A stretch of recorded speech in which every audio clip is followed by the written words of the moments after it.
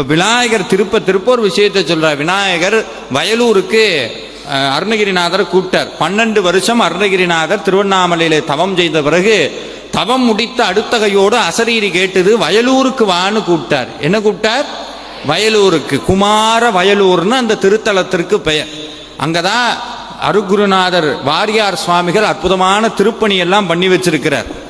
அப்படி வயலூருக்கு அருணகிரிநாதர் போன போது யாரையும் காணும், ஒருத்தரையும் காணும். அப்படி பொட்டல் காடா இருக்கு.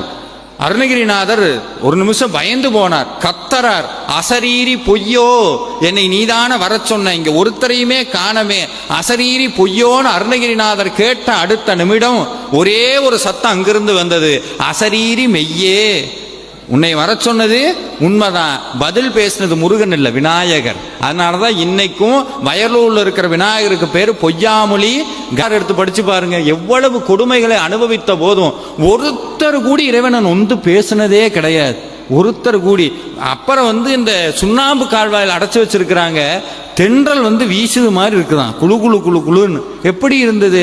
உலகத்துல எவ்வளவு துன்பங்கள் வந்தாலும், நல்லா வார்த்தை கவனிக்கணும், உலகத்துல எவ்வளவு துன்பம் வந்தாலும், கர்மவினையினால வாழ்க்கையில் எவ்வளவு ஏற்றம் வந்தாலும் இரக்கம் வந்தாலும் அது நம்மை பாதிக்க கூடாதுன்னா இறுக்கி முருகனுடைய திருவடியை கெட்டியா பிடிச்சிட்டோம்னா மழையோ வெயிலோ எதுவும் நம்மளை ஒன்றும் பண்ணாது. அப்படி பிடிக்கிறதுக்கு பேரு தான் பக்தின்னு அர்த்தம்.